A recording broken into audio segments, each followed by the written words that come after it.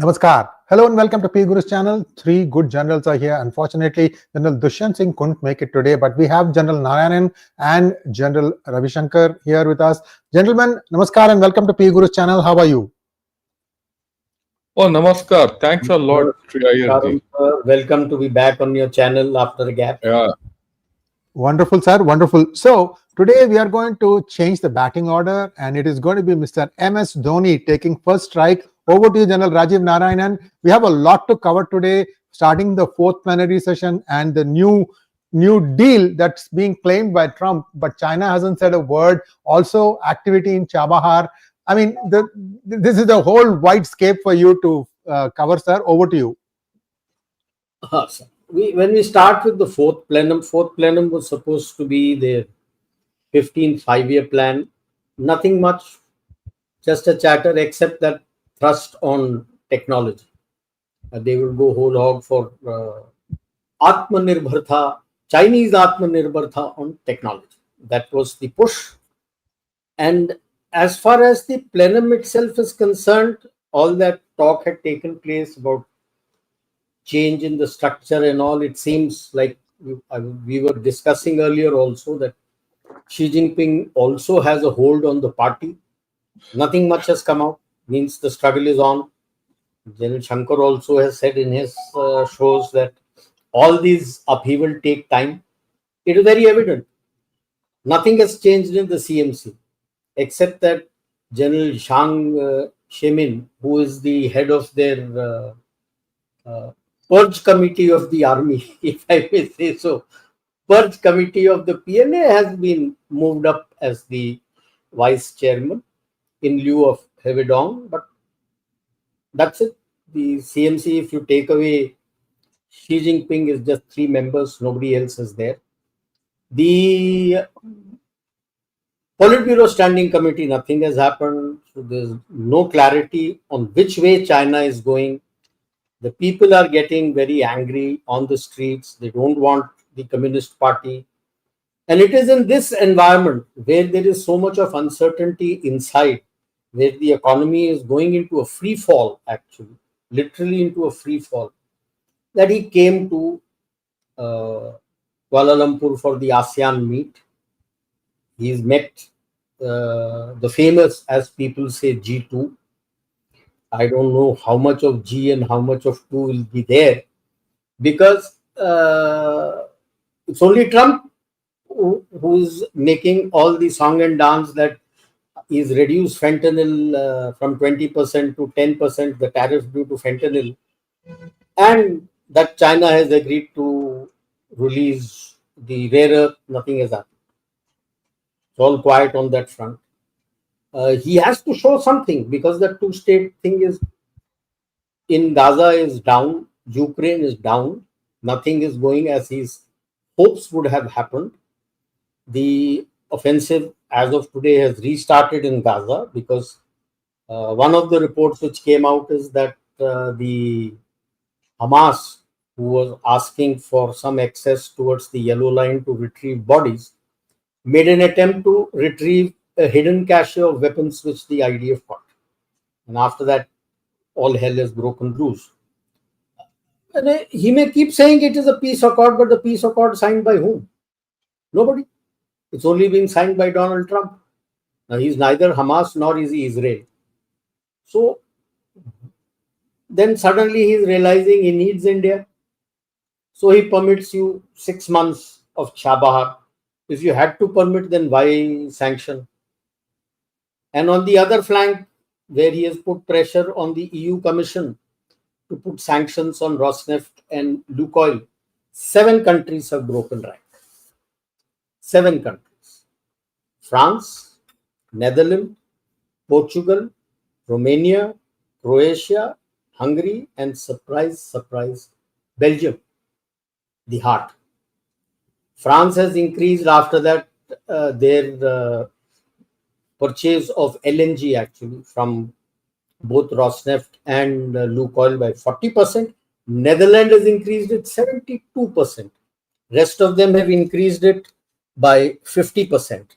Belgium, which holds actually the frozen money of the Russians. The Belgian Prime Minister has refused to release that money for anything to do with Ukraine. He says, my legitimacy is at stake. There'll be a lot to pay. I'm not giving a single penny to anybody for doing anything in Ukraine. And rest of the countries, leading with Hungary, especially Hungary, Romania, Croatia, they've all said we are not giving any money for Ukraine. So this is the dance today that has happened, starting from the fourth plenum to ASEAN to Gaza to what is happening in EU and Ukraine. And I wonder what Trump has achieved, if any, by going there, achieving what? Because what I was watching in the video, two statements that Prime Minister Modi had made. One, that he stated, this is the century of India and ASEAN. The most important, he is not included Far Eastern, nor has he included West Asia. Maybe because he was addressing ASEAN, and he spoke about the Indo-Pacific with India and ASEAN. And for both this, he got a standing ovation, which was actually he was doing a video call. So there are some issues now.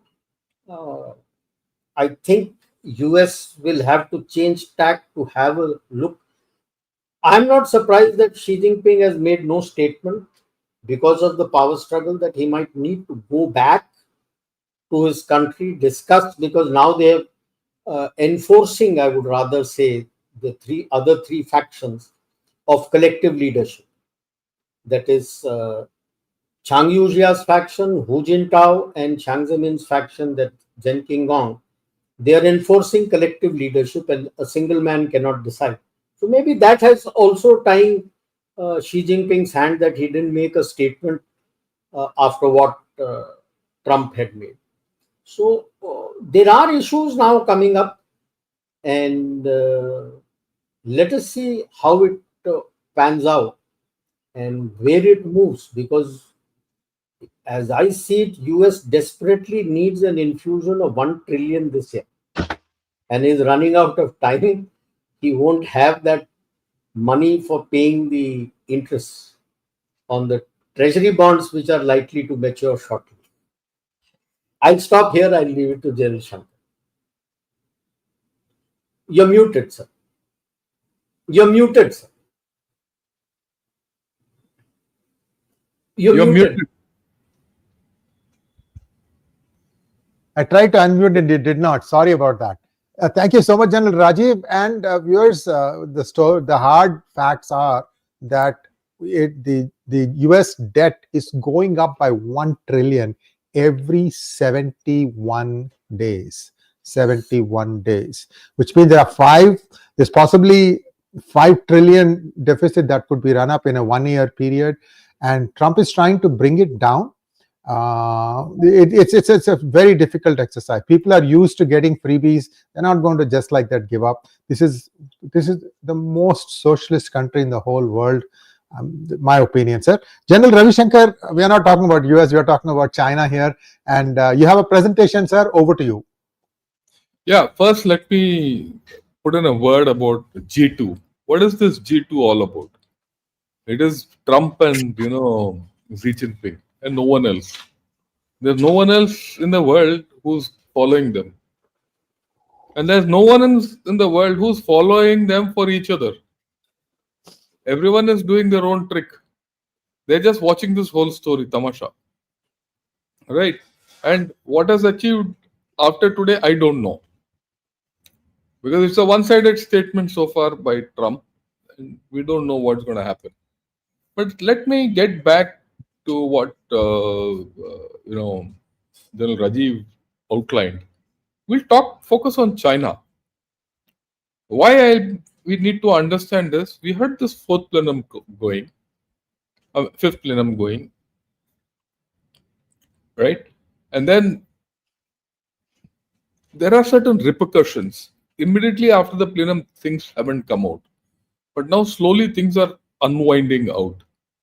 Right. So I'll put a small presentation across, and we need to understand what is the China we are talking of. The first issue is of leadership. Will Xi Jinping last this tenure? We don't know. Who is the next after Xi Jinping? We don't know. Will they nominate anyone?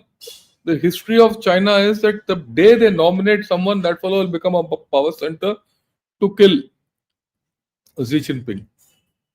In which case, Xi Jinping and he will be at loggerheads with each other, and Xi Jinping or whoever, they'll kill each other.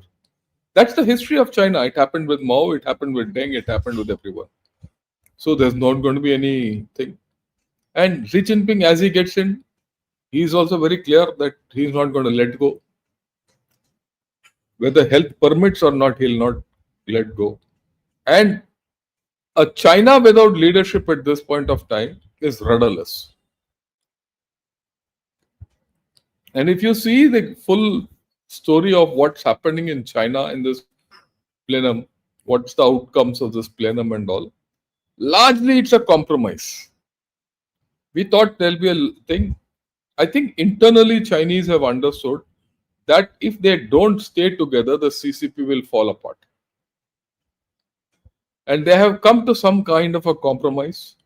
Let Xi Jinping continue. Let all the three factions will coexist in the current setup, and we'll decide the leadership issue later. But no decisions will be taken independently. That is why today Xi Jinping just listened to whatever Trump said, and end of story. Right? So unless this leadership issue is sorted out in China, China doesn't have direction. This is something which people must understand, and I'm sure Rajiv will comment on this issue later. Like we know, this Central Military Commission, now 3 guys are out. This is military commission with only 4 guys. This guy Zhang Chengmin, he's gone up in place of Hu Weidong. It's a lame duck Central Military Commission. The Central Military Commission at one point of time had 9 members. Okay. Today it has only 4 members. And the thing in the Central Military Commission is, except Xi Jinping, the rest are all military people. And this is now being controlled by Zhang Youxia. This has never happened in China earlier. Right? So this is a problem. And, in the past 10 years, 24 generals, 30 lieutenant generals, and more than 75 major generals have been sacked. 2 defense ministers, all 3 CMC members. All PRF commanders so far have been sacked. Most theatre commanders have been sacked. I was just doing a calculation. Every month, 1 general is being sacked. So what's the state of that PLA? I don't know. All this nonsense of doing this, that, and all is all bunk. And it's a factional struggle. It's full blown. So this goes in with that leadership struggle. Okay. Now, what are the other issues in the 4th plenum? Everyone has said our international environment is complex and severe. There are raging storms. This 4th plenum was a 5-year plan. That's what was rolled out. And what one can see is there's a lot of investment in it. Investment is the one thing which Chinese economy doesn't want, and they're doing it. So at the outset, this business of, this Medok Dam, Brahmaputra Dam, the Tibet-Sichuan Highway, right? All these are investment, long-term investments, which are not going to get return of investment. Return. If there are no returns, it's all one way. So it's all, hyping the GDP up. So you're going to be a lot of flaws more coming up in China. Then, of course, this PLA purging, control over CCP, this struggle will go on. They are putting a lot of effort on technology, AI, space, and all that. But so far, there's no return. AI is in a bubble. If the American AI is in a bubble which is market driven, what will happen to China? There's a lot of investments. All these tech companies in USA, you'll understand, are running out of cash. All this mass de-hiring which is taking place, sackings and pink slips in USA, is to save cash so that they can put in money for AI. Where does China have that money from? Oh, you can go to space with 1,000 satellites. How will it pay off? There's no answer. So if China is going to spend on technology, AI and space and all that, there's no return of income on that, then economy will go down. Dual circulation has not worked. And dual circulation is a key issue of this plenum. They want to do privatization, but they have not said how. They want to do market reforms. We don't know how. They're all question marks, huge question marks.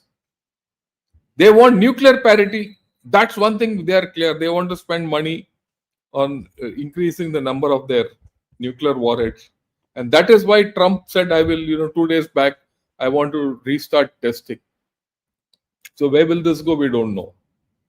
That's quite destabilizing. They want a birth-friendly society. The marriages have dropped. So what birth-friendly society? Involution is not going anywhere. Security is, all, they don't know what the hell is happening and they talk of security. Global governance is something they have, gung-ho about. And here I'll touch on a few issues a little later. And they want to promote consumption. There's no way it's going to happen. Look, we have to understand. There's something I read and I thought, I lifted it in like a quote and read it out. It's very interesting. This is age old, nothing new. The CCP's legitimacy rests entirely on one thing: delivering economic prosperity. Not democracy, not rule of law, not individual freedom. Just we make you richer every year. No growth is equal to no mandate is equal to political collapse. As simple as that. And that, like what Rajiv said, people are not happy. If 1.4 billion are not happy in China, the CCP is out and you're going to have a major issue. You look at the growth rates, it's half that of the pre-COVID rate. You look at prices, China is in deflation and it's been in deflation ever since 2024. And the funny thing is, a country which is in deflation for the past 2 years says it's growing at 5%. There's a dichotomy. I don't know how it is happening. No one is able to explain this to me. And IMF, World Bank, everyone is merely publishing figures. I heard a thing about how things, about psychology. They've said enough lies and we believed it. We believe that China will grow at 4% or 5%. Where the facts are, on the other hand, are completely opposite direction. That is a bubble all of us are living in, and China is exploiting that. Household income and consumption, they are down. In fact, it's almost nothing. The property collapse is not over. Don't think the property collapse is done. People are still stuck with huge, stockpile of houses which are unsold. Excess inventory. Yeah, excess inventory. Right? These graphs are pretty stark. It gives you an idea as to where this whole country is going. There is no confidence in this country. Yeah, please take it off. That's good enough for this at this point of time. Right? And there's one factor which is happening. Many people in USA recognize this. Equally, many people in China recognize that the US is in a problem. That is why I said this G2 is a joke. So what if it's a G2? These might be the biggest economies. Are they the strongest economies? They might be the biggest militaries. right? But are they the most practical, Viable, battle-oriented militaries? viable. Yeah. Can they carry out any tasks? If you think it is just PLA which is going through a purge and all that, the same thing is happening in USA. There's a purge in the US military. Why that is, I don't know. I mean, that we can say it was because all this diversity, all that DEI and all that they want to purge out, but still it's a purge. You're talking of two big economies, which are troubled economies, which are under a purge, military purge, whose leadership is not stable. Trump is by no means stable. He might not have any, problem and over his legitimacy at this point of time. There's no challenge to him. He might be the sole leader, but he has destabilized USA. That's the instability is brought in. You're looking at a country which is under the government has shut down for the past 1 month. Same this side. There's a stasis of governance. So there's a facade of governance in both countries. And now, a lot of countries have started looking to each other, right, for their own survival. Trump, like I go with completely with what General Rajiv Narayanan said. What's happened in Gaza? That's hardly a ceasefire. Every day there's a violation. Are you been able to stop what's happening in Ukraine? Zero. The only thing you have done is you got hold of one sucker called Field Marshal and you keep talking of him. Right? So I think, let me put it this way. Whether it is USA or China, I think both are in chaos. Both need India. They can keep playing around with Pakistan. Like a man, every guy needs his own dog. Both need India. And a whole lot of people want India. And this is our opportunity. That's the thing. I've come to the third one. So, how do you make use of this opportunity is the issue. Trump, you call it a G2 or a two-nation theory, the way you put it. It's only two nations in the world, the rest don't matter. So, there are issues. I think a lot of people today are realizing that India is in good space and they have to come to India. And this is what I had to say about our thing. We can talk of India's opportunities down the line. Back to you. Thank you so much. Rajiv ji, would you like to add to what General Shankar said? I have some questions on his data, but first I'll let you take the floor, sir. Yeah, see, I would stick my neck out and say that China is in recession. Why? Economists always say that no country can take a two-digit hit on the GDP, two-digit percentage of the GDP. Chinese GDP was 30% realty sector, 68% on exports to the US and the West, and it has always been 1 to 2% was their internal consumption. However much they may talk about dual consumption, it was never a focus. All through, right from Deng Xiaoping, the focus was export. Today, realty sector is collapsed virtually. There's hardly anything left. So even if I give it at about 10%, that's all that is left, which is a 20% hit. When you look at their export figures, they themselves say it is at 25%. Means it's a 43% hit. Combined together, it's a 63% hit.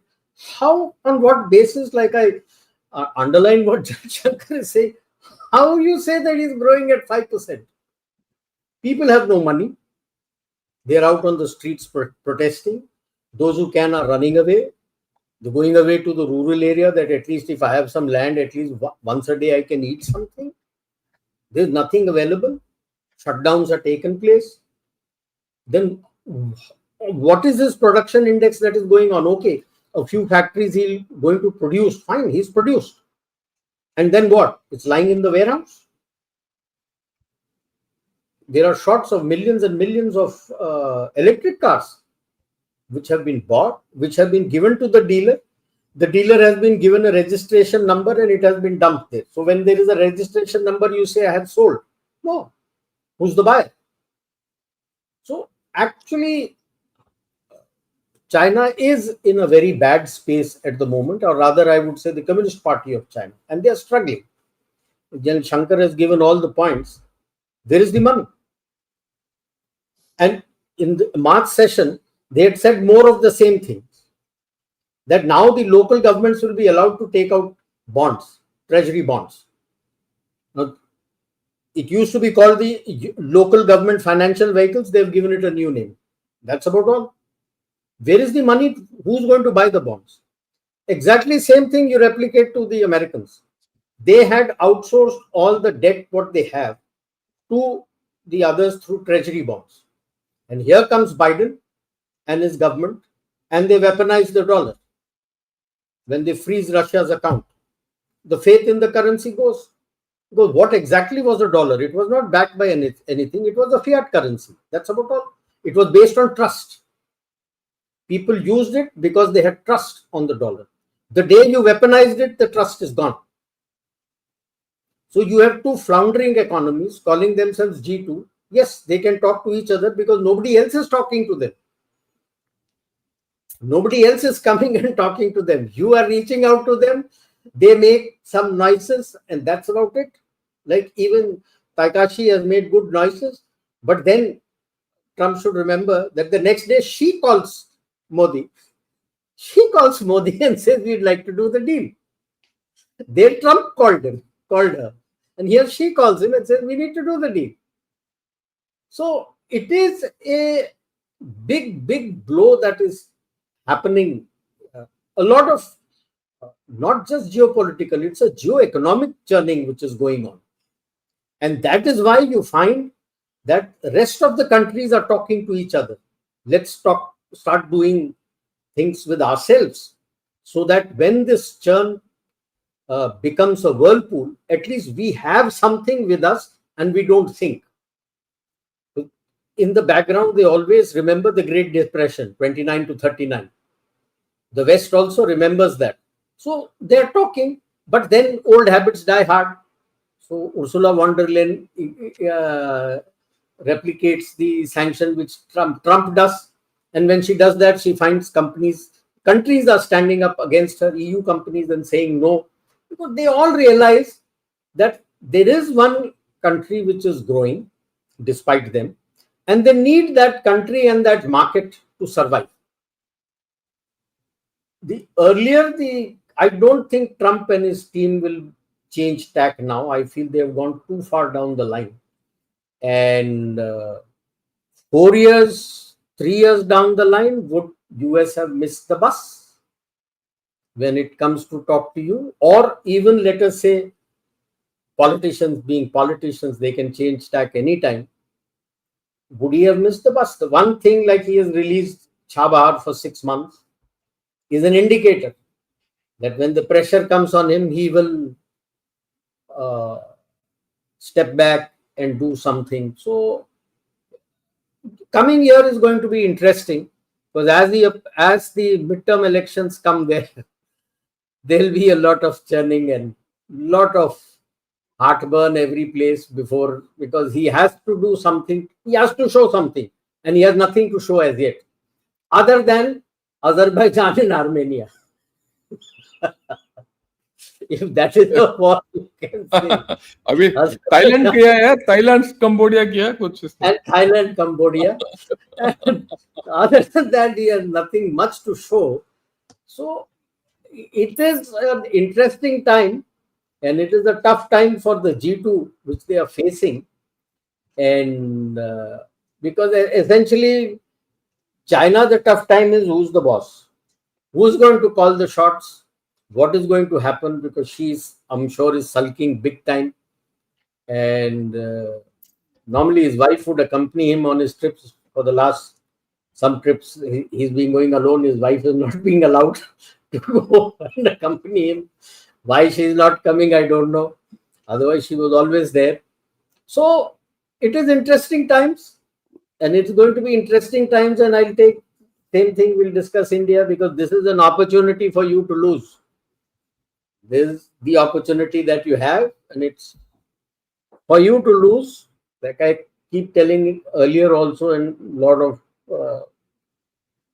seminars and talks and all, that this is an opportunity you've got now. You miss it, you might get it after 300-400 years. You're not going to get it again.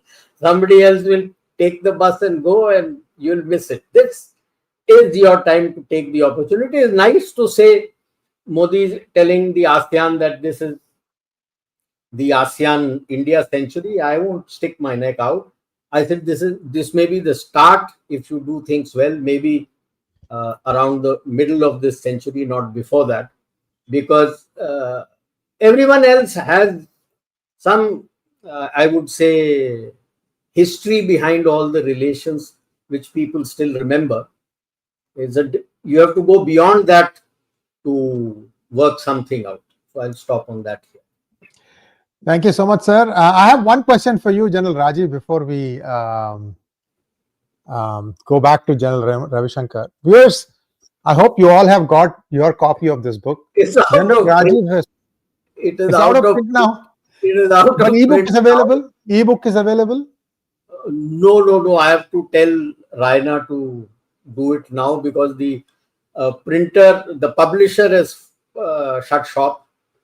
It's gone to somebody else, and he's not publishing. But the whole publishing element has gone to Colonel Raina. So I'll be meeting him in Jaipur shortly. So I'll tell him I'll give him the complete thing, so that the ebook at least is available on Kindle. Thank you, sir. The reason I brought up your book is because you look at the book, viewers, there's data, exact data, each premier's reign, what did they do, how did they try to change it. I mean, this is one of the most exhaustive studies of China. And many of us, we are kind of lazy to read books. But if you see this, you can unearth a goldmine of information. So having set you up for all that, General Narayanan, here is the boom I'm lowering. See, General Shankar shared with us some numbers about growth or lack of it in China. You know, Americans kind of tend to put a correction factor. If they say this, then it is really this. Your thoughts on what exactly could be the numbers? Numbers of both US and China is much lower than what they show. I'm still doing my research, so I'll just tell you the broad background to this. Contours, yeah. There was one report which had come out in the Global Times. Actually, they were gunning at that time, I think around 2015 or 16. They were gunning for Li Qiang because his name was coming up to become the successor to Xi Jinping. Premier. Become the premier to replace Li Keqiang. Where they said that under him, and they also extended and said China since 2008, when that Lehman Brothers financial crisis took place, subprime mortgage, had been showing an increase of actual GDP year on year by 2%. That's a compound interest. Okay. And I got another report, which was one of the American economists, but I am still searching for supporting data for it, which says that it was 96 onwards that the Chinese started bloating their GDP, actual GDP. Americans couldn't be left behind. So the Americans also started pushing their GDP numbers up. And hence, the actual GDP figures of both US and China may not be what is being told. And one thing he had mentioned was, if you take a cutoff here, there is the GDP at the end of that which says that this is the amount, say X trillion. what is the growth? So when you multiply that growth with that previous year's GDP, so the next year's GDP should be X plus growth. And he claims it is not X plus growth, it is more. Okay. And so once the figures are over, there's a lot of mathematical calculation. I have started my tabulation to do the mathematical calculation. Gen Shankar would know about Mr. Madras Srinivasan. He was the revenue secretary. So one day I was chatting about this to him. So he was telling that till the almost the early 90s, mid 90s, India used to deflate their growth. Because he mentioned a figure, I'm forgetting, I have to get back to him, that if you go beyond this margin, then you don't get easy loans from IMF. Yes. So till the mid 90s, you needed the IMF loan, so you showed your lower. But after that, you have made up for it. And so generally, another report I was reading that Germany, France, UK, India, Italy, your GDP, what you're saying is roughly the same if you mathematically calculate, maybe a minor percentage up or down there, but not the Americans and the Chinese.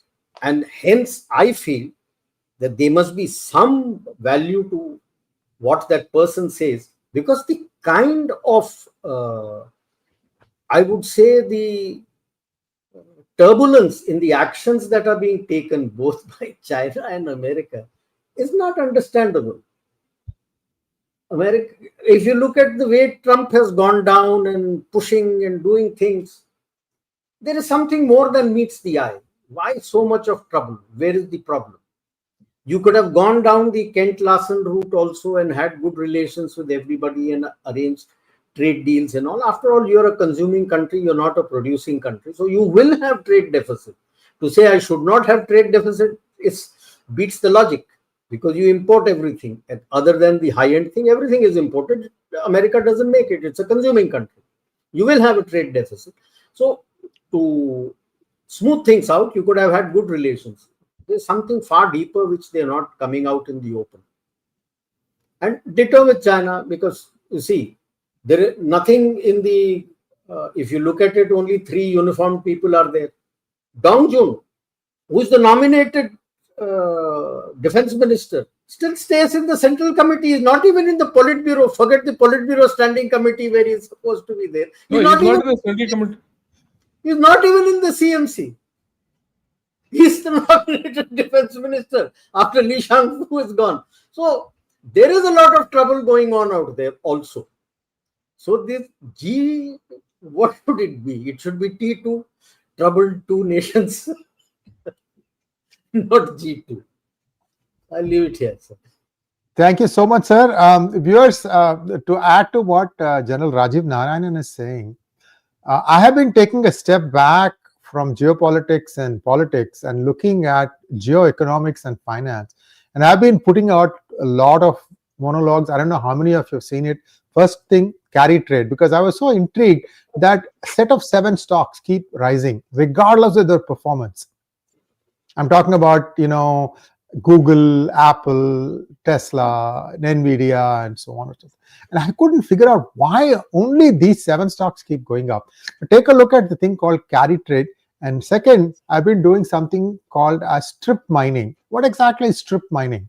What happened in Western Europe? And first episode is on that. The second episode, which will be coming in the next couple of days, is strip mining and its effects in the United States. So this is what you are alluding to, General Rajiv. What has happened? My guess, because there is a series, TV series called Suits, Suits. It came about 5-6 years ago. And I used to see the episode after episode after episode. All it is how do I, with a lot of debt, go and buy a company that is a healthy company? What kind of gymnastics you have to do to try and do that? Now, I used to wonder, this guy has so much debt. How can you go and make claim to another guy who's actually cash flow positive? That's what this strip mining tells you what has happened.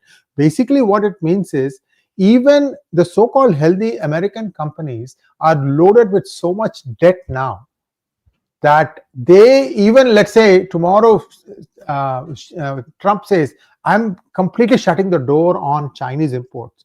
You all did this thing before, 10 years ago, 15 years ago. You took your entire manufacturing floor from United States, from Ohio, New York, or wherever.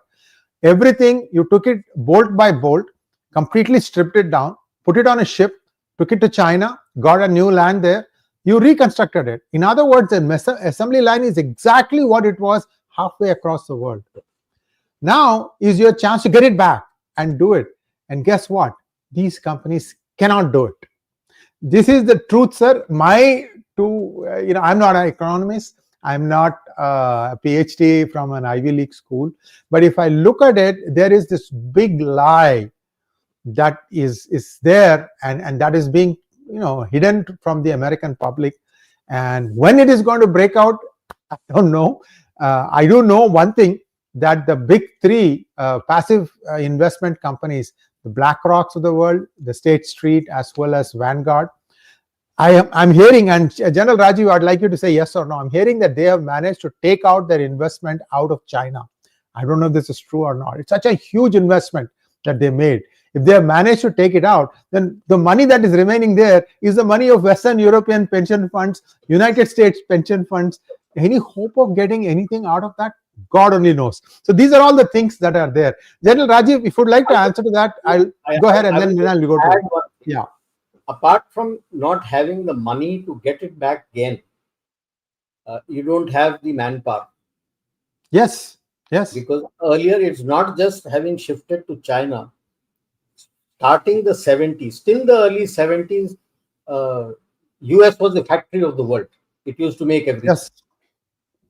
From there, first it started going into Western Europe, Japan, South Korea, and then went the flood into China. There are no polytechnics or industrial technical institutes where people can be taught to manage the floor and how the machines function and what to do and what not to do. So you have highly qualified technical people who can design things, or you have brilliant managers, but they don't run the floor. You don't have people to run the floor. And the exact, underline what I'm saying, that just to expand the factory floor of Hyundai, Korea had to send in people out there even to build the factory, that extension, and teach the people that how to run the floor when the ice hit them and they pulled their hands back. That is the situation where US is, that even if from somewhere you can get the money, you don't have the skilled labor to run the floor. So that is the major issue that is hitting US starkly, and at some point in time the MAGA supporters will understand the problem that is coming. And there was one point you had wanted me to reply on, sir. Yeah. So what I was saying was that all these things tell that even if they want to, they will not be able to. That is, America cannot just bring it back. As far as the money you had said, yes, I know about. I don't know much about State Street, where it has sent its money, but bulk of the money of BlackRock and Vanguard has come into Indian companies, and there is a pushback which is coming from a lot of people, because they are trying to, apart from companies, they are trying to invest in insurance and hospitals, which the people are hesitating on, even SEBI, because then it would make it a money-making thing and may impact the common man. So that is the struggle which is going on. But they may start talking of Adani, let it be Adani, Ambani, Tatas, Mahindras. All these companies have got investment from BlackRock and Vanguard. Outside of the US, the biggest offices of these used to be in China. Now, I don't know whether brick by brick and bolt by bolt they've removed it, but now both of them are in India. State Street has not come to it. Thank you so much, sir. Well, actually, see, this is very interesting. All these three companies have inter-invested in each other. There are, sir, that I have done a little study on when I was doing for the deep state. There are 15 of them which control the finances of the erstwhile royalty and even the old MNCs of the US. They have all cross-invested amongst each other and into each other so that no one stabs anyone else in the back. Correct. Very true. I Very true. pull one General down Ravi and Shankar. Yes. Yeah. General Ravi Shankar, sir. Yeah. See, okay. I'll touch a little on China. Just put this graph up. You have to understand where China is. Right. Go Look, ahead, sir. this is it. If you look at it, look at the blue one. The blue one, the top line is the export quantity index. And the dotted blue line is the export price index. You see, this is the funny thing about China. We keep hearing China, a lot of export is taking place, all that. Leading exporter in EVs, but it's not at profit. And many times it's at loss. Many times in fact, most of the time it's due to subsidy. What is subsidy? Subsidy is bonds. Who buys the bonds? You take this off, please, now. Who buys the bonds? These bonds are raised from where? Either from their own people or from international market. And so if these bonds are this thing, please understand, actually many of the Western companies and funds are caught in a China trap. They can't take the money out. Yes. If they take the money out, China will collapse. If China collapses, the money is gone. If they go, their own economies will go for a toss. I mean, these fund managers like BlackRock and all of you guys could have taken out.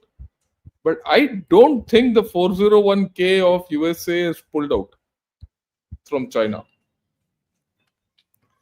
I don't think so. That's my hunch. And they had invested in China.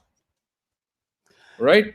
So is the case with many fund managers across other countries, pension funds. So it's not easy that they can pull out. So that is one of the reasons why a lot of slack is being given to China.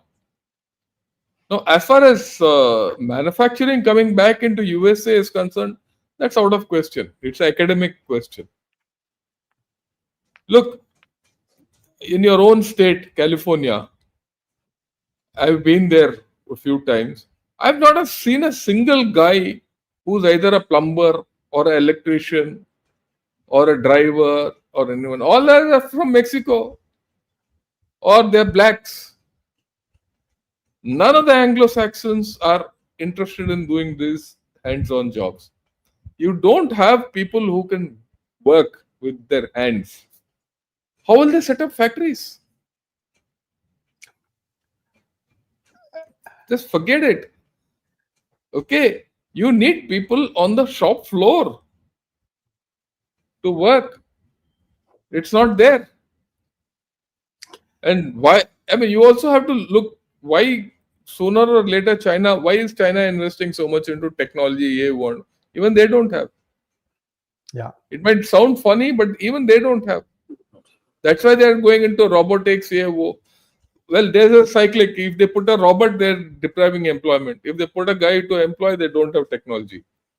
So, both these powers are caught in a trap of their own making. And they're not able to come out of it. It's just not a matter of, Trump or Xi Jinping. Xi Jinping, in any case, is useless. Right? So, I think we are in for an interesting time. We have a lot of opportunity. Like what Rajiv said, this is an opportunity for us to lose. But I want to put something up. Get the slides back, please. I saw this, thing on Twitter. It caught my eye. And just read it out. It says Donald Trump's targeting of India is not subtle like Xi Jinping. But Washington and China are in agreement that India's rise must be stalled. While China worries about demographic catastrophe, the US confronts a declining global power. Yeah, take it off, please. So this is something which we have to understand. On one hand, this is an opportunity which we cannot lose. On the other hand, to get hold of this opportunity, the two countries which are completely opposed to your rise are China and USA.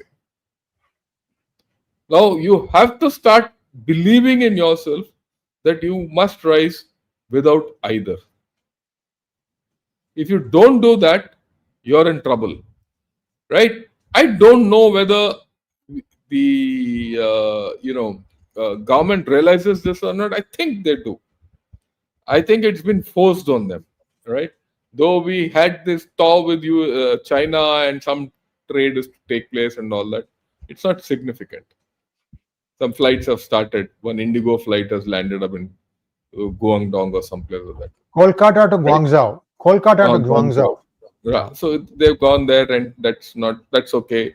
Plus the fact that they've given relented on Chabahar, and there's likely to be a deal and all that with USA. We have to be careful about both these countries, and they will use Pakistan. You see, Pakistan is their common stick to beat India with, and the problem is going to come from there. And we have to take a call as to how to go about doing things. Both need you, both want to suppress you. Right. Now, let's look at it from a slightly different angle completely. Look at which are the big economies in the world, really. India, China, USA, and third is EU. And fourth comes the other countries, the middle powers. I mean, the fifth actually comes the middle powers like Saudi Arabia, Brazil, Japan, all these countries, South Korea. That's not in part of a grouping, but they're there. That's the fifth lot of middle powers. If you see, in the past 2 months, our equations with these countries have gone up. They've gone up to the extent that I just read today that the EU guys, Costa and von der Leyen, are going to be a chief guest for the Republic Day parade.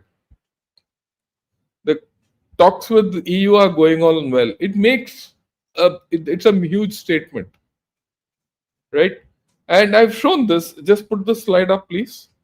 You see the number of countries with which we are in, talks with for free trade agreements or deals or whatever. You go clockwise.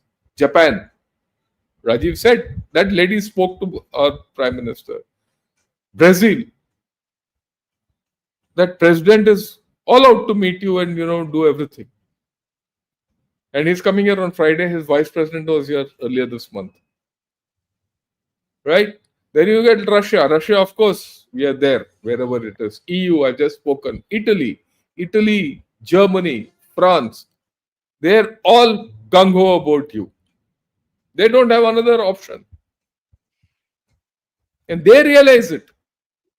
More than we realizing it, they realize it. It is their felt need also. Then Ukraine, Finland. Of course, Finland is part of the DEFTA. Canada. That foreign minister was here recently to mend fences and restart trade. Brazil, of course, I've spoken, right? Okay. Philippines. In the ASEAN summit, Rajiv mentioned the kind of applause which our prime minister got when he spoke about, our relationship with ASEAN being ASEAN India's, this is ASEAN and India's century. But you see what the Philippines president spoke about relationship with India. Completely different.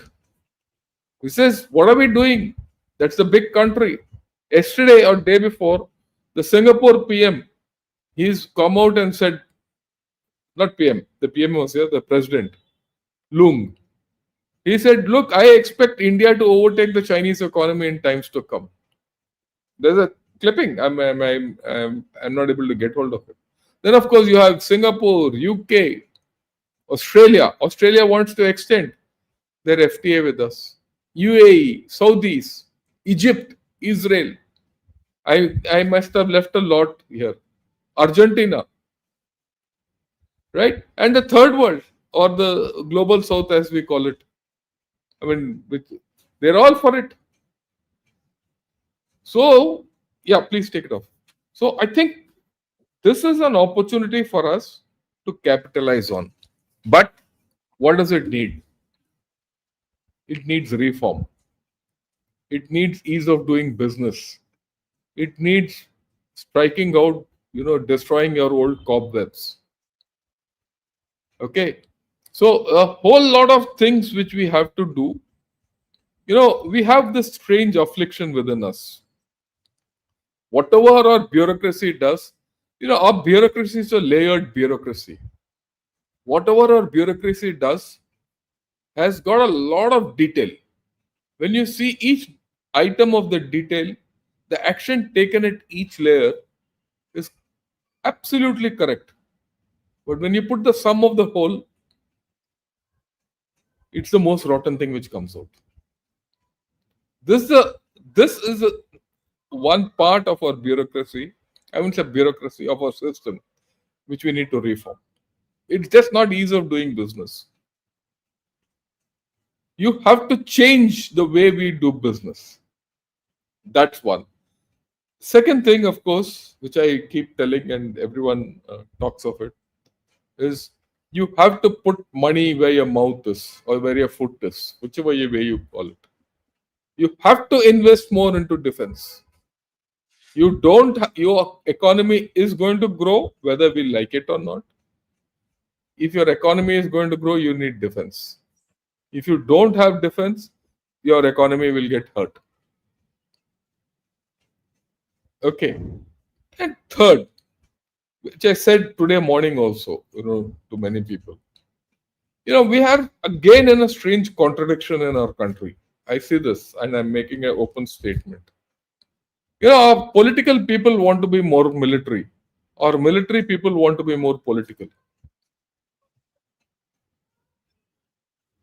You talk of POK, right? Rajiv will tell you, I will tell you, talk any military guy. The way to take back POK is to start a political process, not a military process. It's not a military process. There's no military solution for POK. It's a political process. But all our politicians say go and attack POK. The way to deal with Pakistan today is political. It is not military. Right? But everyone wants Op Sindur 2. By Op Sindur jo karna tha kar diya, ho gaya. Good, bad or ugly, it's done and dusted. Okay. But is this the time to go in for Op Sindur 2 and destabilize your economy? Or should you start thinking about Pakistan politically? Same way with China. Do you start thinking of everything with China politically? Because when you start thinking of China politically, a lot of issues open up. A lot of leverages come out. Right? And you start using those leverages, the geoeconomics falls in place. I mean, let's put it, I'm sure Rajiv will also agree and most of us will agree. For us, when you have USA and China on our heads, it's better to do a part deal with USA and get along. Even if you're not politically okay, go commercially, do a deal with, US incorporated and carry on, and get their investment, get technology transfer. All that will happen on its own. But with China, you can't do that. You need to have a different policy with China. And that policy has to be political in nature. Are we thinking political? These are the questions which I have in my mind, which worry me. Why are we not being political with China? Being political with China goes beyond just the boundary. It goes beyond. For example, let's put it, theater commands. Everyone talks of theater commands in this country. Theater commands are not a military tool. Theater commands are a political tool.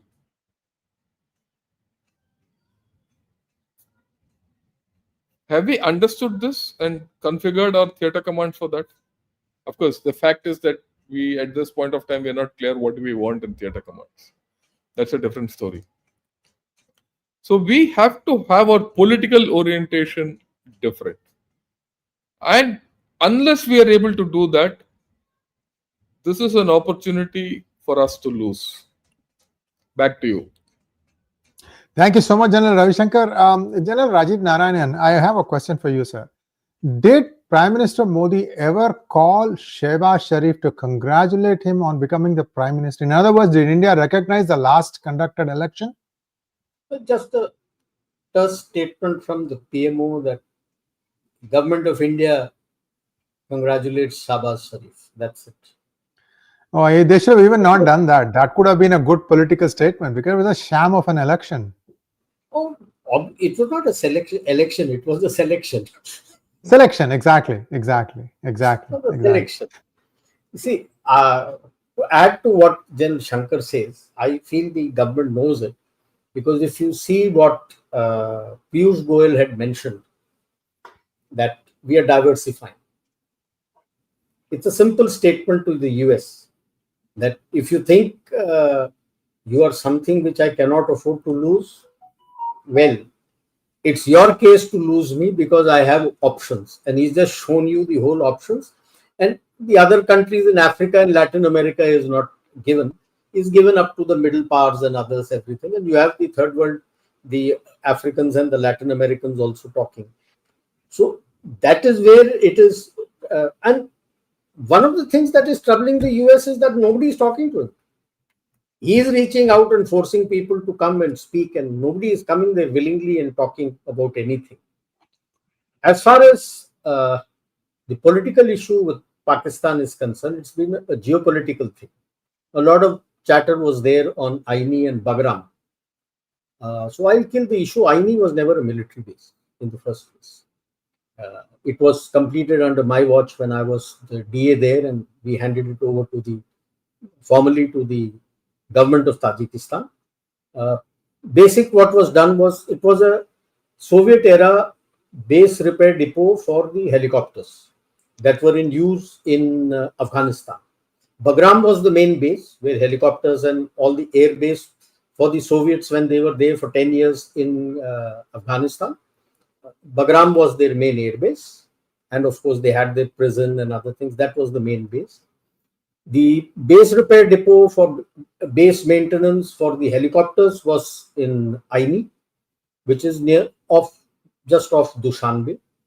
And as far as the fixed wing was concerned, it was in Uzbekistan at a place called Karshi Khanabad.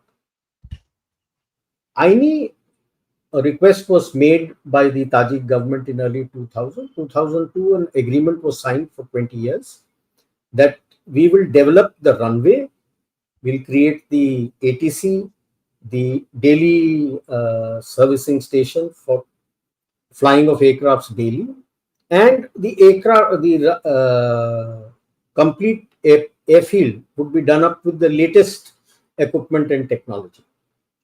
And we would have a technical team, to run and maintain that and to train the Tajik people, Air Force, how to run it. That for that team, we had made a combined mess, living quarters for them, and about 2 to 3 of the Tajik Air Force basic men's quarters and all had been done up completely. This was what was done. There was no military presence. These were all technical people.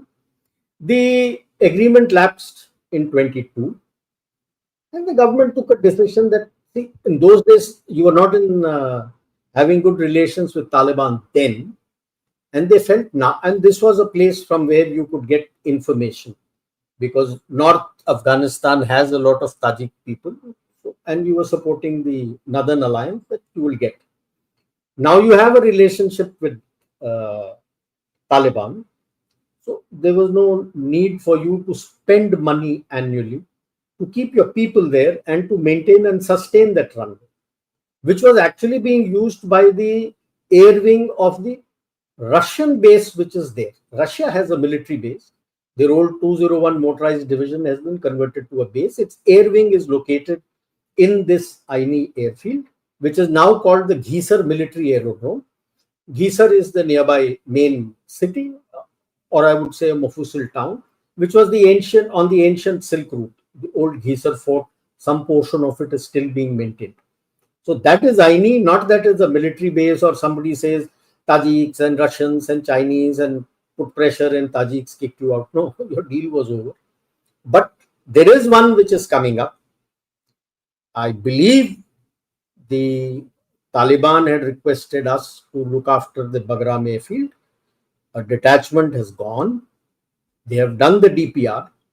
And to connect the dots, that is the reason why your technical mission is being upgraded to an embassy, which implies indirectly that the government is positively looking at that. Because if you're going to do that, you're going to spend money. It's been in disuse now for 4 years. You're going to spend the money to do it up. It is the embassy and the ambassador who will have the sanctioning authority and the powers to spend that kind of money. The technical mission doesn't have. So you not recognize them. You see, the Russians recognized and they made the embassy. You not recognize them, but you're making an embassy, which I feel maybe for that, and then training them and doing that, some things will come out. That worries Pakistan and the US. So the US was very keen to take over Bagram, they're not getting it. China is now worried, Pakistan is worried, because the use of Aini airfield in cases of emergency and security situation for India still stands. That's not gone.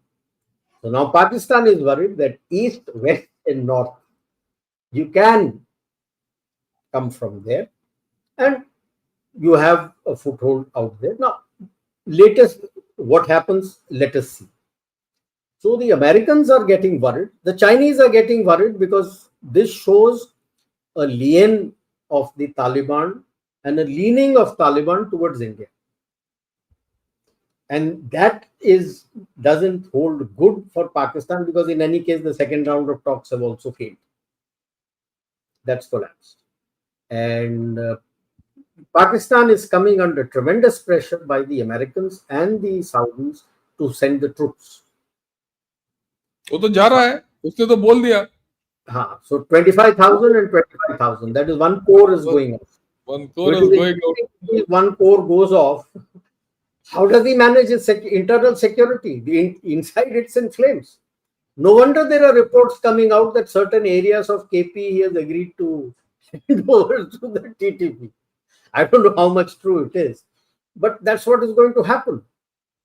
So it is a very peculiar situation that Pakistan finds itself, that having agreed to become the cat's paw for both China and Pakistan, China and the US, he is facing so much of internal pressures and troubles that he doesn't realize what he's going to do. I think that must have been the reason that they were looking at Bangladesh also. But after that incident in the Chittagong hill tracks and firing, the Americans the special forces have gone from Chittagong. They are nowhere there now. They are back to Hawaii. They have flown away. They are not coming. There were 15, 20 people of the Bangladesh army who got killed in the firing. They were wanting to, one portion of the Chittagong hill tracks, they were keen to vacate the tribes and get the Jametis. The Jametis were also there. That was their so-called humanitarian corridor into North Myanmar. But that flopped miserably. They should have known the Bangladeshi army doesn't fight. It's not fit to fight. It can fire on people who don't have weapons, but when there is a firing which comes back, they run away. Ditto with Pakistan. The officers run away, but the men, of course, were good fighters. I don't know what is their status today. About 25 years ago, fought them in Dras sector. So yes, they were good fighters. But today, I really don't know how much they are. So while, yes, so the more that they're going to do is to use these fissures. And that is why you find they want to have a north-south divide, the hinterland northeast divide, the language divide, the caste divide, all these they are trying, that somewhere something may click and there might be problems for India, inside India. And that is what I feel is the kind of threat they're going to do. And if that succeeds to some extent somewhere, that is where you're going to face some external excursion, I would say, not a threat, excuse me, from either side. Because people who have watched Gen Shankar's show would have seen the paper also that he has written about the 6 problems that the Chinese face. Yes. China has today, the PLA has today. So, minimum limited skirmish excursions, I would not put it across that it will not happen. Not major, but I feel it will be in conjunction if something they are successful in creating and fomenting some trouble inside. In conjunction with that, yes. Independently, I doubt. But thank you so much, sir. That doesn't mean that you should not invest more in the military. This is the opportunity to invest it and make it so strong that it becomes a solid deterrence, a punitive deterrence capability, not a credible deterrence capability. By the time they revive, if they revive, they suddenly find that you've gone so far ahead that it becomes a punitive deterrence for them to do something. General Shankar, concluding statements, and then we can go to Q&A, sir. We are a little bit over time. I hope you can. No, that's okay. Look, I think India is on a pretty safe wicket at this point of time. Internally, there might be some issues politically, but I don't think at the people level there are any fissures. And let me also tell you, even when you look at it from a religious divide or an ethnic divide, it's largely gone. It's barring few pockets. I think the time has come where, I mean, let's look at it. The worst case is a problem with the Muslims in India. I don't think the Muslims in India are anywhere near Pakistan. That divide is gone. You saw that in Devband. Look, Devband is important for 2 reasons.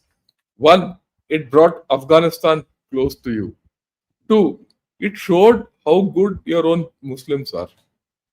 They're no more interested in Pakistan. They're no more interested in China. Right? You heard Awesi, what he was speaking when he went as part of the all party meet post Opsundu. People, the Muslims in India are no more against India as we used to think at one point of time. Or not all, not in the army. In the army, though, we never had this. But some of us who used to think this way. So that's gone. So I don't see that. Even in the northeast, ethnicities, all that is quite normal. So the leeway for any outside agency to interfere in India, very little. Right? That they can't destabilize India. I think we are in a real sweet spot. We need to press ahead. And my view is, don't focus too much on Pakistan, USA, and all that. China, US, and all. They're too far off at this point of time. Put pressure on Pakistan. Pressure on Pakistan equals pressure on USA and America. That's the first thing. USA and China. USA and China. Yeah, USA and China. Second, do more political actions. And of course, third, like what we both said, strengthen your military. The economy can't go down. I mean, it will only go up. There's no doubt about it. I don't have doubt. Back to you. Thank you so much, sir. And viewers, now we'll take up a few questions. We have a lot of questions, and I don't know how much flexibility in time-wise the 2 good generals have. Can we go through them quickly, sir? If you don't mind, 30 seconds per question. We'll go ahead. No problem. Chunch Samba Sivarao, I think, Raso, sorry, I don't know exactly how to say that. Thank you for becoming YouTube member. Nobody wants to know, and this is for General Ravi Shankar, Did Putin foil a secret CIA plot against India, US Army Special Forces, Airborne Command, blah, blah, blah, blah, blah, blah, blah, No, blah, no, blah? no. All this is not nonsense. This is I don't. narrative. Why will if he is doing, he is a 2-star general. Does he need to come to Dhaka to do something? Never hard. He can do it sitting in US. That's not how black ops are run. Yeah, no. This is some Next one, please. Yeah. journalist mind running wild.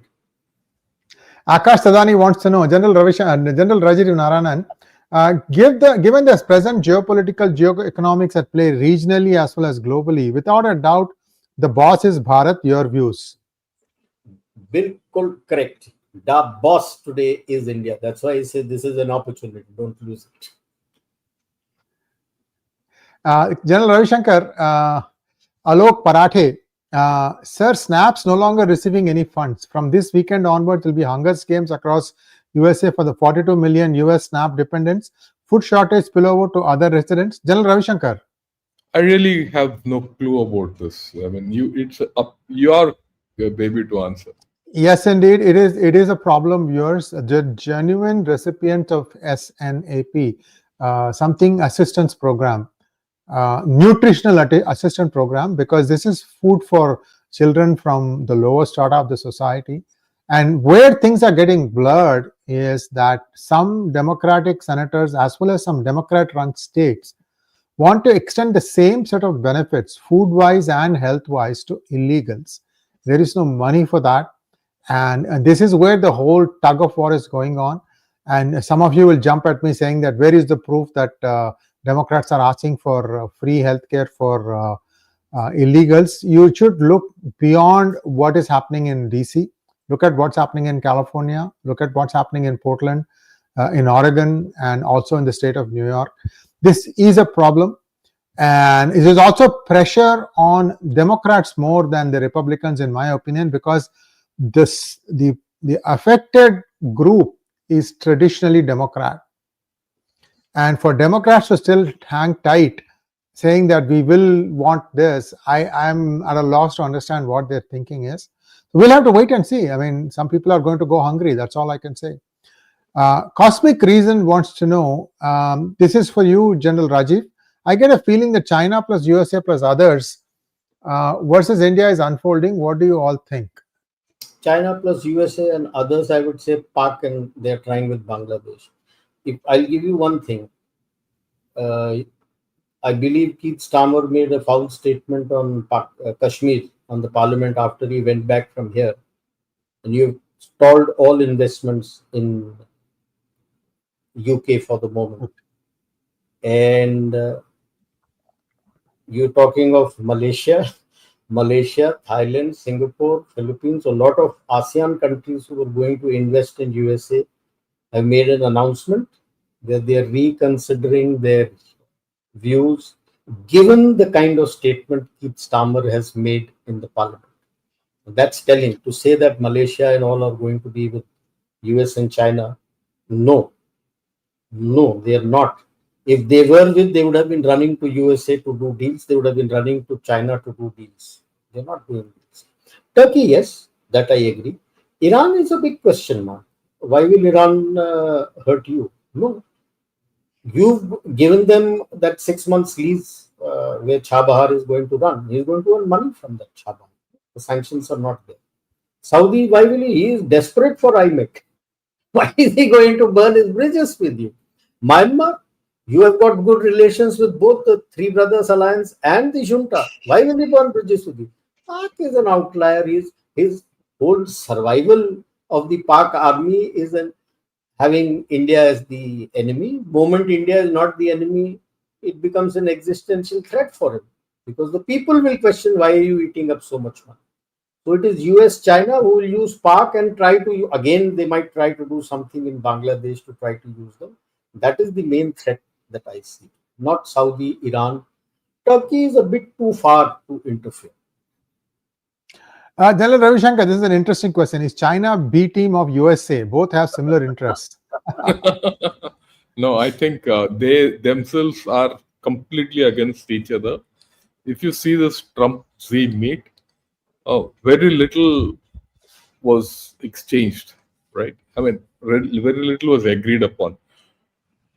Even what Trump has said so far is very little. There are a lot of issues still left, and they're pretty irreconcilable. They can't reconcile to each other. I think both have crossed the threshold, and that is where our opportunity comes in. Because hereafter, whatever they do to each other, they'll harm each other. That's something which we have to understand. Yeah. Next question for Rajiv ji, R.K. Tangirala. Sir, Trump mentioned G2 in Truth Social. Is it G2 in making, or Pakistan is part of this to checkmate India that helps China? G2 is all la la land. The US economy, I was thinking it is 13 southern and mid west states. My daughter sent me a report a couple of days ago. She says the economist of her from Yale, one of the economists, he said it's 21 states facing recession by December. So what G2? There's nothing great about it. China is also facing, as far as I am concerned, into a recession. So what G2?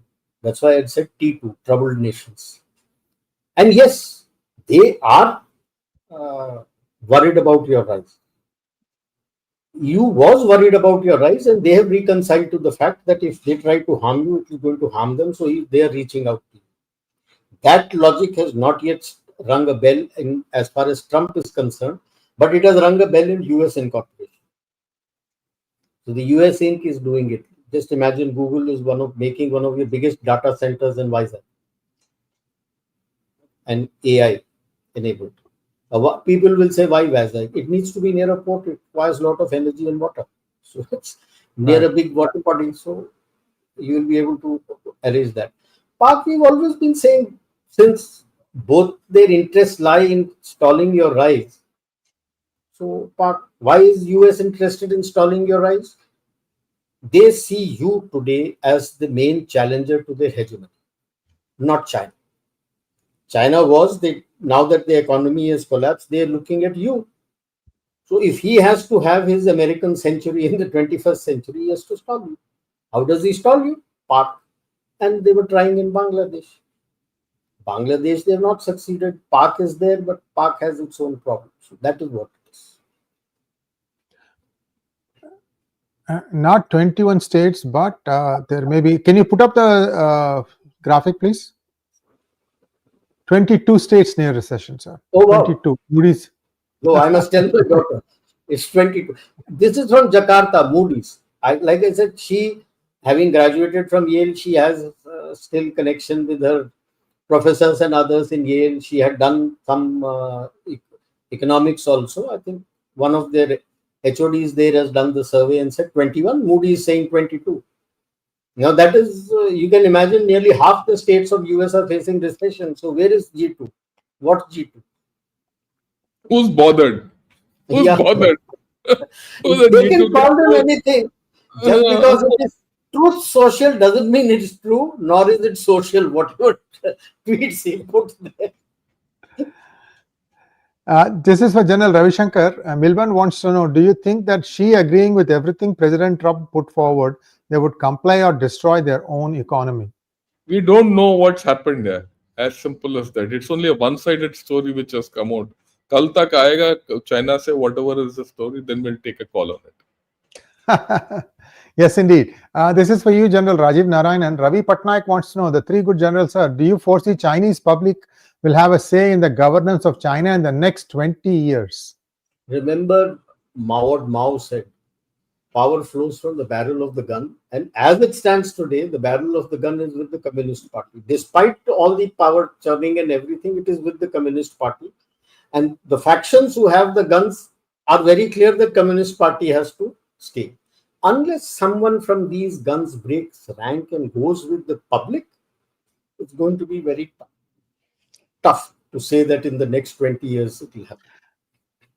Actually, one thing I forgot to mention, I was observing it when you said that Xi Jinping's wife did not accompany him to South Korea. See, one of the stories that was doing the rounds was that Xi Jinping might defect into South Korea while he is going to meet Xi Jinping. To meet Trump. This is one of the stories, because there was another story that was very powerful in the sense that Xi Jinping tried to defect to Russia through Xinjiang because the Xinjiang governor is a good friend of his wife.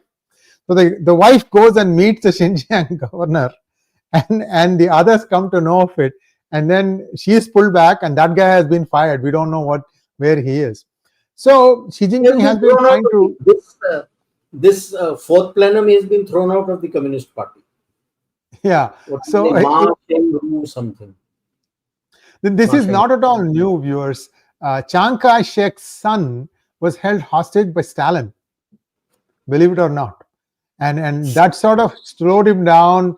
Plus, US was also not very keen on supporting him, and that's how he ended up moving to Taiwan.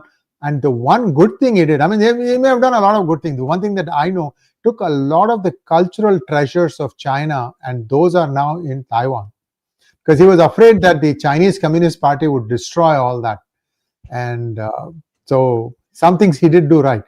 Next question for you. Who is that? Gen Ravi Shankar. Akshay Iyer wants to know. Thank you, Akshay. It might be dumb to ask. Recent satellite pictures show that China has built hard shelters with opening roofs for the SAMs near Ladakh. Are they planning big? General Ravi Shankar. Yeah, they are planning big to defend themselves. As simple as that. What else can they do? They'll do everything anti-BrahMos. Please understand. You have to understand, and this is something which I've been telling. No country in the world has a cruise missile as fast as BrahMos as of today. Period. And there's no air defense system which can defeat BrahMos. So they have to have air shelters. Don't think it's a great offensive action. They're defending themselves. That's about all.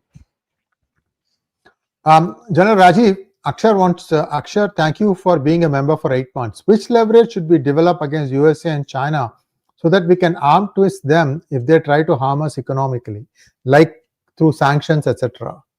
Doesn't make any difference. Let them make sanctions. You think the MNCs of Europe and the MNCs of US is going to bother about it? Their survival depends here. Otherwise, they collapse. The politicians like Trump and his team, I always say, are living in a la la land. They think they are in the 50s, USA of the 50s and the 60s. That's not there. So the America Incorporation is dealing big time with you. One of my talks I had mentioned, we have 1950 global capability centers being run by the Western and the US MNCs of all sectors, not just IT. Funded 58% funding comes from India, so that whatever future technology and future that you develop out there, the IPR is going to be with India. And they're so happy with what is being done. 18 lakh or 1.8 million people are working there, Indians, that they're going to expand it to 2,500. Based on that, IT I know, I don't know about the other technical institutes. IIT I know. IIT placements this time. There were a lot of foreign companies which had come for campus placement to take them abroad. Only 10% have accepted to go abroad. Rest have said that no, we have better openings here, so we'll do it here. That is what is happening. So how is he going to harm you economically? Like what Piyush Goyal said, you diversify. Simple. Next one, please. General Ravi Shankar, Pushpak Hansraj, thank you so much. 1978, when Deng Xiaoping opened China, says China grew quite weak, closeness to US. Some says China got universal literacy and hunger. Which one is true, one or two? I think both are true. Both are true. When Deng opened China, China didn't grow weak. It slowly started becoming stronger. I mean, you have to understand that. All said and done, if you see what happened in the Deng period, reform, opening up and all that, they gained hell of a lot from their closeness to USA for only one reason. The tyranny under which they were living with Mao and the 4 years of the Gang of Four period actually made China a very pitiable country. And from there onward, they had to go up. There's no other choice. Hit rock Right? bottom. They had no choice. Yeah, they had hit the rock bottom at that time. So, when this opening up came up, whatever USA did, China benefited. You see, this is the irony of the situation today. China revived because of US. And US didn't do it for altruistic reasons. They did it to revive themselves. Actually, if you go into the time, after the Vietnam War and they were suffering, why did Nixon and company go into China? To revive itself. Because if you look at the period of USA in the 70s, mid 70s, you had a lot of strikes, the hippie period, Woodstock, a lot of anti-establishment things, anti-war demonstrations. It was a violent period in American history, if you read it.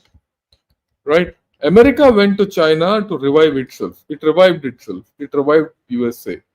It revived China also.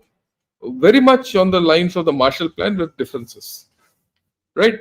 Unfortunately, both of them have come to a pass now where they don't recognize what they had in the past and they're not able to reconcile with each other and they're killing each other. Yeah, you should read about Marshall Plan, viewers. How United States helped Germany revive, how it helped Japan revive, and then the Korean War. After that, how it helped South Korea revive, Taiwan. All these things are interesting stories in themselves. Each one became very, very powerful, and of course now China has engulfed all of them. Next question to General Rajiv. Sirs, even though the world is looking at Bharat, we are like waking tiger, slowly stretching. We like our own pace, as you highlighted a way back. Inefficiency is good. Would this be okay? No, it's not okay. That's what Gen Shankar has also been saying. That's what I keep underlining. All your old ways of working and all is all gone. And these opportunities don't come, they come once in a lifetime. And one thing is good. Whenever India has its back to the wall, then the efficiency comes to the fore. But you need to continue on to that if you have to sustain what you're going to achieve. Otherwise, it will be like the initial one which you did, and by early 2000s, it was all gone. To sustain, you need to change the way you function. Joy Bangla wants to know, General Ravi Shankar, why USA wants to establish India as an AI hub? They don't want Bangladesh, as simple as that. Bulk of their AI people who work in USA also are Indians. It's cheaper to make it here and make the people No, here. they don't want Bangladesh, Rajiv. This was the... Yeah. Next one. Marxist nationalist, thank you so much for your kind contribution. General Rajiv Narayanan, Mark Darshak, General Shankar and General Narayanan. Wow. Thank you so much, sir. It's an honor and pleasure to always host you all. And I can tell you the quality of the programming at P Gurus has gone way up thanks to all your presence and your thoughts and wisdom. Pushpak Hansraj, thank you so much. This is for you again, General Rajiv. As what inferred on analysis, China put all eggs in effort in manufacturing and none other industry, whereas India is developing in all sectors. So it is slow. Is that true? General Rajiv? No. We don't want it to be slow. We don't want it to be super fast also. So you need to set your pace and keep going about it. And that is what is very important in all sectors. And I would add, don't do everything in your metro and tier 1 cities. Reach out to tier 2, tier 3, tier 4 cities also. That is where the current problem that you have a large income imbalance, that imbalance will be broken. Next one, please. Shank wants to know, Trump does not seem to be bothered by the shutdown in the US. What is happening, sir? General Ravi Shankar. Yeah, I think you should answer this. Yes, indeed. I can take a shot at it. Viewers, I actually did one monologue on this one. What is happening? Who's getting affected? It's very unfortunate that federal employees, that many key people, for example, embassy staff, they're all not getting paid right now.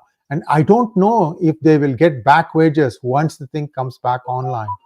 The thing here is, if this thing continues for 60 days, another 30 days from now, then the Trump administration can effectively dismiss many of the federal employees because there is a clause under which they can do that. However, one judge has ruled that it is not possible. It will get challenged in the Supreme Court in due course of time. I don't think the Trump administration wants to do that. The long and short of it, if you ask me, viewers, is 20 million illegals are in the United States. If you don't feed them, they are going to start, taking up cudgels and start, creating some sort of a civil war-like situation. So far, the United States has only deported close to 300,000 physically. The self-deported are around 1.5 million. These are people perhaps who came from Mexico, and it's not too hard to walk back there, and they did all the paperwork. There's a CBP-1 app that you just say that I'm leaving. I came in illegally, I'm leaving. At least gives you a door to come back in at a later date. So this is where we are, 20 million versus 2 million. And what happens to the remaining 18 million? How can you keep feeding them? Many of them don't have any skill set. And viewers, one thing I can tell you, many illegals used to hang out in companies that will sell home development products, Home Depot, Lowe's, and things like that. And you will see people lounging about outside, because what you would do is you go and pick up things, lumber, some work that needs to be done in your house. Then you will engage with some of these people, say, okay, come do this work. And they'll come and do it for 1 day, 2 days, whatever. Because of the fear of the ICE cracking down, all these people have disappeared. And it is true that they do help the US economy. I mean, I would be remiss if I don't admit that. So somewhere this is going to settle down. I don't know where, but the truth is that people are going hungry. And I think the Democrats have a plan. For example, in New York, next I think November 4th, you have an exam or an election. And I'm hearing that there are a lot of fake voters that have already voted. It's going to be a problem. The US is headed towards a civil war of its own making, and I don't know when that's going to happen. I'm saying a lot of things here. Basically, what I'm trying to say is the federal government is thinking one way, the states are thinking in another way. California is spending money that it does not have, and I don't know where this is going to end. Next question, please. Magnet Ranga wants to know, Namaste, US has robbed almost all nations. How difficult will it be to get the trust back? General Ravi Shankar. No trust. At least for India, I can vouch. It's gone. There's no strategic partnership left with India and US. It's just a relationship. And this relationship is full of no trust. Bobji wants to know, General Rajiv, why do you think Russia did not attack Europe after their gold assets were unfairly seized? If act of war, the whole NATO would have come. Not only that, Bobji, there is nothing there in Europe to attack. Why will he go? See, if you look at it historically, at best the Russians have come to some nations in the Eastern Europe. That's about all, apart from Baltic states. Western Europe, in the history of Europe, they have never attacked. They've never attacked. But when you look at the history of Europe, the Western nations have attacked Russia. Napoleon, and then of course Hitler also, two classic examples. They have attacked. So Russia has never had these plans to attack there. They are telling their fear that even when Soviet Union was there, people should remember the Warsaw Pact came much, much later than NATO. NATO was formed to counter Soviet Union, USSR, whereas Soviet Union did not have a Warsaw Pact at that time, 49 when NATO was made. The Warsaw Pact came somewhere around 54. So that is. Next one, please. Maithili wants to know, General Ravi Shankar, the situation in US is like putting together the fact that if the world comes to an end, where will the sign of life start from? Yeah. India. I have no doubt. Next one, please. Thank you, Srinivas. How are India-Qatar relations, especially considering Pakistan? General Rajiv. Qatar is up a gum tree of its own. The problem with Gaza is up a gum tree of its own. Despite having the biggest base outside the US, yet Israelis attacked and took out that Hamas leader in Qatar. So Qatar has its own problems. How much can it support Pakistan? See, it will support any of these countries where its geopolitical ambitions are being met. Pakistan at the moment today doesn't bring anything to the table as far as Qatar is concerned. You bring because you can buy, and that is the leverage you have when you say that, okay, I will not take it from you, I'm now going to take it from Africa. So the gas that he has, then what does he do with that? So that is the problem as far as Qatar is concerned. Pushpak Hansraj, thank you so much. Sir, in India for GCC semiconductor advanced component manufacturers, does India have the skilled labor if they are coming in 1-2 years? Please, your views. Yeah, we'll have, don't worry. Lot. If I may add, if you break down the three terms of our PM, he didn't jump and do Maga Atmanirbhar Bharat in his first term. First term was Skilling India. Second term, the Skilling India continued, and that is when the slogan was Make in India, for India, and to sell abroad. Right. Now, when he feels that yes, adequate capability and skilling has taken place, no wonder so many GCCs are coming in, that he says Atmanirbhar Bharat. Okay, that is the way to go. You got to skill yourself first. Once you're skilled, you got to understand how to do things that are needed to be done. Skill is one thing, practical hands-on experience is second. Then you go to the third level. So you have people, don't worry. Next one, please. Shyam Tarun, thank you for your super sticker. Ashish Hegde, thank you for your super sticker. Last question, and this is for General Rajiv Narayanan. Abhijit wants to know, love the conversation. Can or will US economy crash in the next 6 months? De-dollarization ending US daily life as we know it? Firstly, let us be clear, the economy is not going to crash. Yes, it will have its issues. It's not going to crash. I've been hearing the de-dollarization right from 2021. Okay. Okay, even if you talk of de-dollarization, I say, okay, I place in front of you a dollar, a rupee, and a yuan. What are you going to pick up? Yes. Put your hand on your chest and tell me, what are you going to pick up? And then we'll talk of de-dollarization. Okay, there is nothing else. China is trying to push that narrative of BRICS currency and this currency wants to yuan. Who is going to trust that? Even today, whatever America is doing, if you find a dollar, a rupee, and a yuan, or even a euro or a pound, you're going to pick up the dollar. That is why it is a fiat currency still. And that is why, despite the numbers going down, still more than close to 60% of the global trade is still done in dollars. Never forget that. Viewers, I put out a monologue in the morning about the possibility of a gold currency in today's day and age when the combined economy of the world is $98 trillion. Just take a look at that video. It will be very interesting. It's all data-based. So once again, a wonderful session, generals, and looking forward to our next session next Thursday. Thank you so much, sir. Namaskar. Namaskar.